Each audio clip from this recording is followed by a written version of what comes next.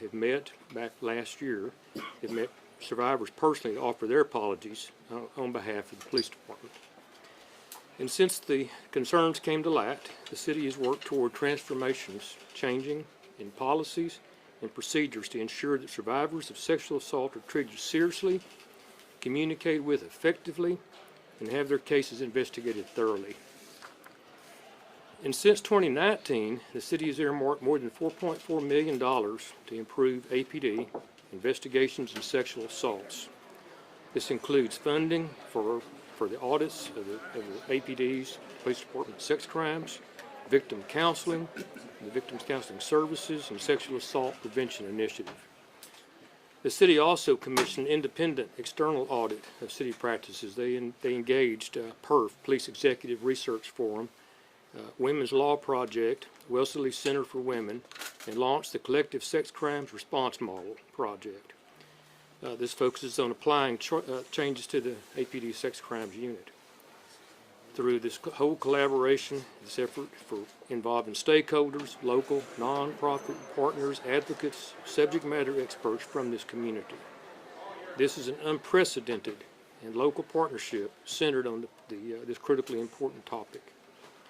While we cannot remove or undo the harm that survivors and their families have endured, we can commit, along with APD leadership with me here today, to continue focusing on making absolutely certain that these types of errors that happened in the past never happen again.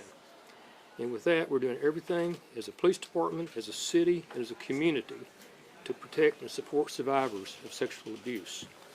I'd like to have Chief Henderson please come up and make comments. Chief.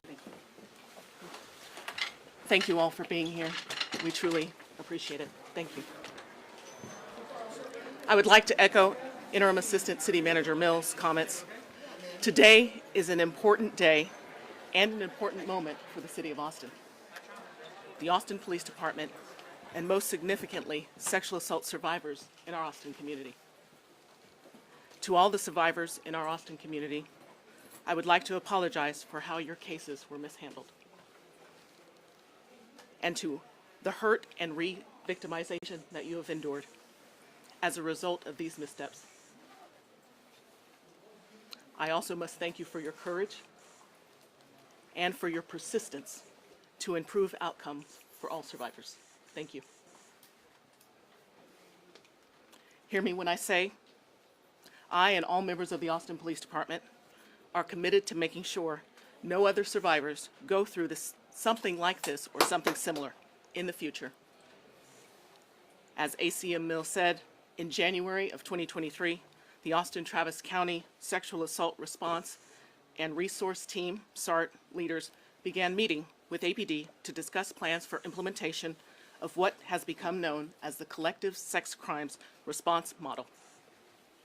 This project has presented an opportunity for APD to work with its partners and stakeholders to formulate a comprehensive and victim-centered approach to handling sex crimes cases.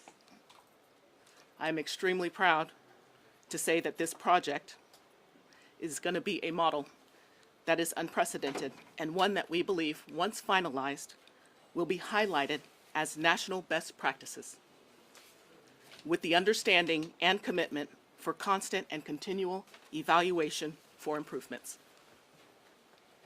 This impressive effort speaks to the importance of how serious APD is committed and is building in strength and trust and transparency through a collective and collaborative approach. But please know the work is not done. I'll now invite up Lieutenant Lalou.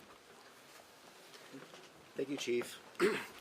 My name is Lieutenant Chris Lalou, and I lead and manage APD's Sex Crimes Unit and Domestic Violence Unit. I want to begin by stating how grateful I am for the courage and determination of the plaintiffs who challenged a system that didn't serve them. Those of us working for survivors do the best we can with the training and resources we have, but I know it wasn't enough. This crime goes too often unreported, and those who perpetuate it are too seldom held accountable. The plaintiffs' efforts and legal action forced our city and our department to listen and to respond.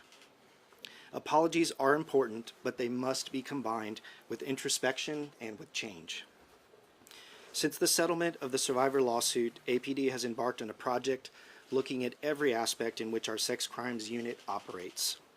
A team of over 40 project members has been established, including not only APD personnel and leadership, but also members from various agency partners throughout Austin and Travis County that are invested in the response, the care, and services available to survivors of sexual assault. The project work is comprehensive, and a team is reviewing and assessing everything from policies and training to response and investigation practices, as well as the data we publish and how we engage with the community. The lawsuit and audit served to identify the ways in which we were not serving victims and survivors, and we were looking to make Austin and Travis County's response to sexual assault the very best in the nation. When we are done, we hope to have created something that the plaintiffs and this community can be proud of.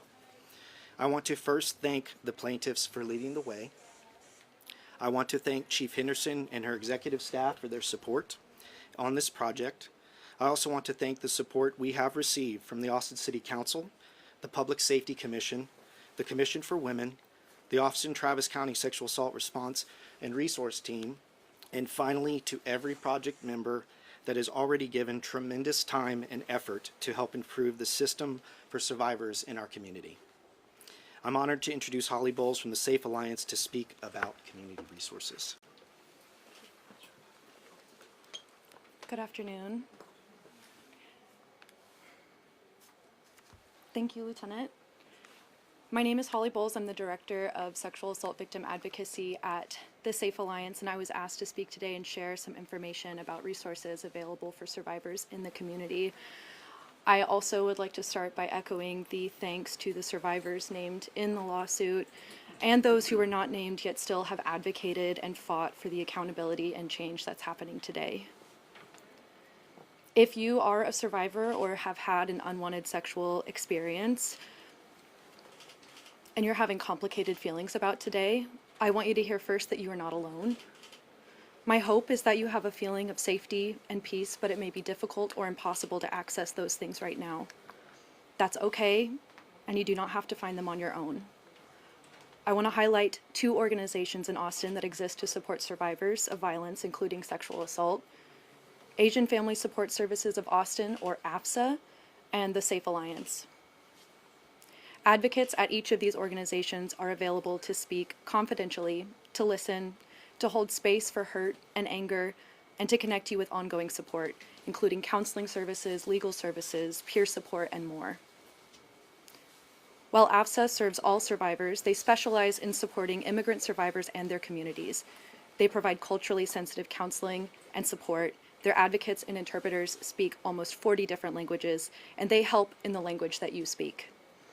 You can contact AFSA's confidential hotline any day or time at 877-281-8371.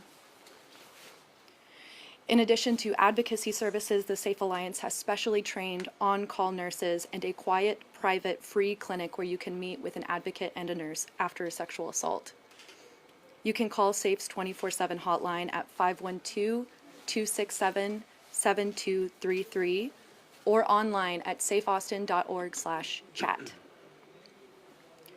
Regardless of your gender, your race, citizenship, sexuality, disability status, or any other aspect of your identity, violence is not your fault.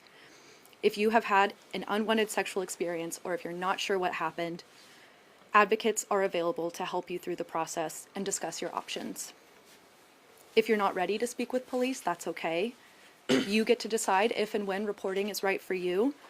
Adults in Texas can have DNA evidence collected and preserved without talking to law enforcement for up to 5 days after the incident. If you just want to make sure your body is okay and you don't want to have evidence collected, you can still receive free medical care with nurses at the Safe Alliance. Justice looks different for everyone, and we're here to support you regardless. I'll share those hotline numbers again. You can call Asian Family Support Services of Austin at 877-281-8371. And you can connect with a sexual assault nurse examiner or an advocate at the Safe Alliance at 512-267-7233 or at safeaustin.org/chat. Thank you. Thank you, Holly. We are available to answer any questions that you may have. I have a question from CBS Austin. This apology comes just a few days after some survivors expressed, concern, frustration, disappointment about, one of them used the word betrayal, about the city seeking to reappoint a department leader who oversaw the department when they went through this trauma. So this is probably a question for the city, because I understand many police department policies and procedures have changed, but how do you ensure survivors that the perspective of the city has changed? I just want to speak as far as project management. We are absolutely committed to, we've been through challenges. They've been in group work and funding, and whatever challenge we've come across, we've worked through together, collaboratively, which is crucial to us, that we're involved with all the project members and come to decisions collectively and that we agree upon them. I'm not going to speak directly to that development, and yes, correct, I'll defer to city managers and the chief. But I want to say that we are, the leadership within APD and then the leadership we brought on from community members and survivors, we are committed to the success and completion of this project. And I refuse for it to be derailed by any development or appointments. I would anticipate and hope that anyone coming on would be prepared to, meet with us and to learn from us about how important this work is. So I just mention it not just in that, just at large and in general, to any development, any appointment, because this project work is going to go on until it's done, and we anticipate it's going to be at least another year and probably the better part of 2 years. And so in that time, we've talked about and prepared for changes that can affect, so we anticipate anything that might affect the project, and we absolutely would deal with anything that might jeopardize that. But what you're speaking to is that the opinions and feelings and thoughts of the survivors in the community, to me, in my project work, are critical and essential in the work I do as a police officer. Good afternoon. You can't see it on screen, but we have, I think, 8 council members, and we have County Attorney Garza and Congressman Kassar and former council member Jimmy Flanagan here. In answer to your question, this is how we ensure that we don't go back, is that the council stands firm and committed to making this change. We set out on this path. We have worked diligently over years, and we are not going to let these women who so bravely stood up and told their stories over and over down. We're not going to let the other people in our community who might experience violence down. We are going to create a model system that provides justice and healing. Thank you. Thank you. I completely agree with Lieutenant's comments and yours, Councilmember.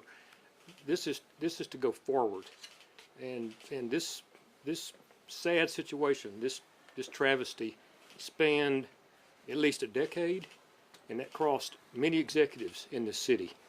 That we've had a change across the leadership at council level and the city management level and police department level over the years. So I'm not going to respond about any one individual being appointed or not being appointed related to this. Any of the city leaders wants to address the breaking news that Art Acevedo already shared in his Instagram, about him deciding to, even though he was excited about the opportunity, that he won't be joining the city? Again, I don't think it's appropriate for this setting.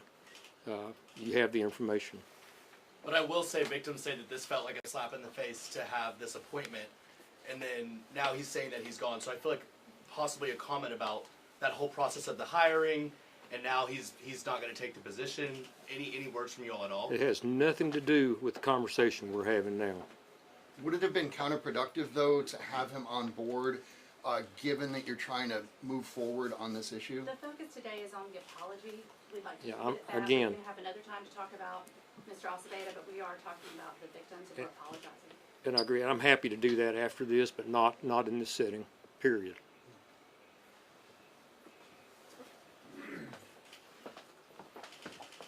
Any other questions about the work being done for the chief or Lieutenant Ballou? Thank you, everyone. Thank you all. Thanks for having me.